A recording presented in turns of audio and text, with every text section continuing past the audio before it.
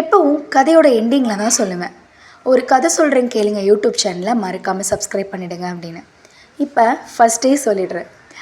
நீங்கள் கதை கேட்டுட்ருக்கீங்க அப்படின்னா மறக்காமல் ஒரு கதை சொல்கிறேன் கேளுங்க யூடியூப் சேனலில் சப்ஸ்கிரைப் பண்ணிவிடுங்க. கதை பிடிச்சிருந்துச்சுன்னா உங்களுடைய நண்பர்களுக்கு ஷேர் பண்ணுங்கள். இன்ஸ்டா ஃபேஸ்புக்கில் ஆர்ஜி ஜீனத் அதை லைக் அண்ட் ஃபாலோ பண்ணிவிடுங்க, மறந்துடாதீங்க. இது எப்போவுமே நான் லாஸ்ட்டாக சொல்லுவேன். கதை எல்லோரும் முழுசாக கேட்குறீங்களான்னு எனக்கு தெரியல. ஸோ அதனால் முதல்லையே சொல்லிடுறேன். அடுத்து இன்றைக்கி ஒரு கதை, ரொம்ப ஒரு இம்பார்ட்டண்ட்டான கதை.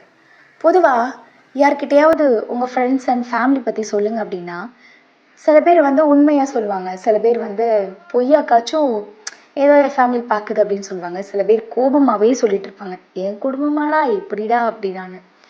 ஆனால் குடும்பங்கிறது என்ன தெரியுமா? உறவுகள்ன்றது என்ன தெரியுமா? அதை பற்றி தான் இன்றைக்கி நான் கதை சொல்ல போகிறேன். ஒரு கதை சொல்கிறேன் கேளுங்க. சொல்கிறது நான் ஆர்ஜி ஜீனத். கதைக்குள்ளே போயிடலாமா? 2 நண்பர்கள் பேசிகிட்டு இருக்காங்க.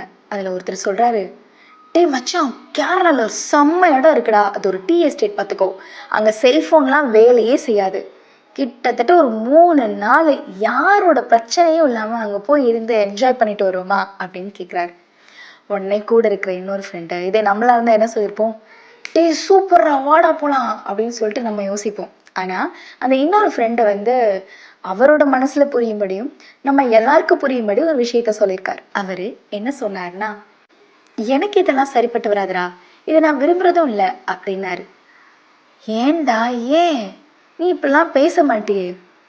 ஆமாம், திடீர்னு எனக்கு என்னன்னு தெரியல, சில விஷயங்களை சொல்கிறேன் கேட்டுக்கோ. அதுக்கான காரணத்தை அவர் சொல்கிறார். நம்மளை சுற்றி இருக்கிறவங்க யார் யார்? ஃபஸ்ட்டு மனைவி, 2வது குழந்தைங்க, அடுத்து சொந்தக்காரவங்க, வேலை பார்க்குற இடத்துல இருக்கிறவங்க, அப்புறம் வேலை நிமித்தமாக தொடர்பில் இருக்கிறவங்க, அதுக்கப்புறம் முற்றிலும் தெரியாதவங்க, அதாவது நம்ம கடத்தெருவுக்கு போகிறோம்னா அங்கே நடக்கிறவங்க மாதிரி, ஒரு பஸ்ஸோ இல்லை ஒரு ட்ரெயினோ அங்கே நம்ம கூட அறிமுகம் இல்லாதவங்க மாதிரி. இந்த உறவுகள்லாம் அற்புதமானவிடா.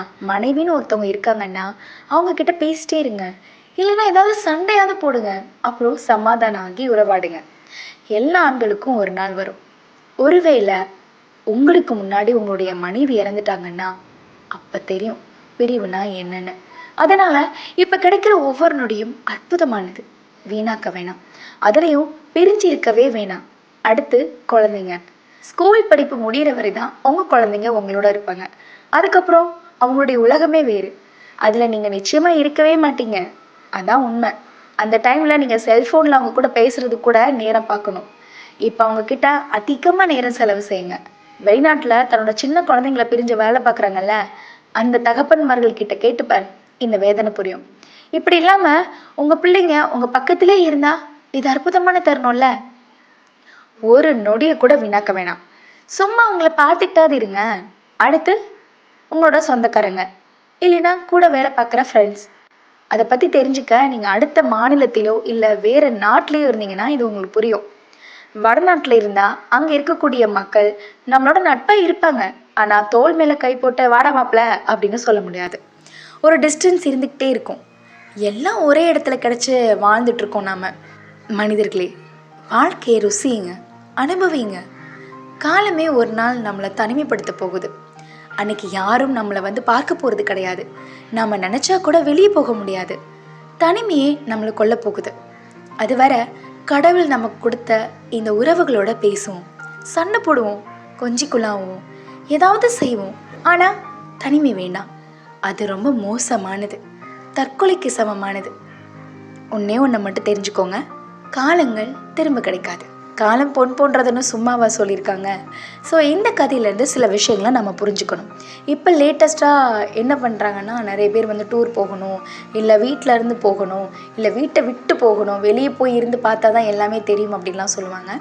ஸோ இந்த கதையில் உறவுகளுக்கு இம்பார்ட்டன்ஸ் கொடுத்து சொல்லியிருக்காங்க. இதை பற்றி நீங்கள் என்ன நினைக்கிறீங்க அப்படிங்கிற உங்களுடைய கருத்துக்களை மறக்காமல் கமெண்ட்டில் சொல்லுங்கள். இந்த கதை உங்களுக்கு பிடிச்சிருந்துச்சுன்னா மறக்காமல் லைக் அண்ட் ஃபாலோ பண்ணி ஷேர் பண்ணிவிடுங்க உங்கள் ஃப்ரெண்ட்ஸ்க்கும். மீண்டும் இதே மாதிரி இன்னொரு அற்புதமான கதையில் உங்களை சந்திக்கும் வரை உங்களிடமிருந்து விடைபெறுவது நான் ஆர்ஜி ஜீனத். நன்றி.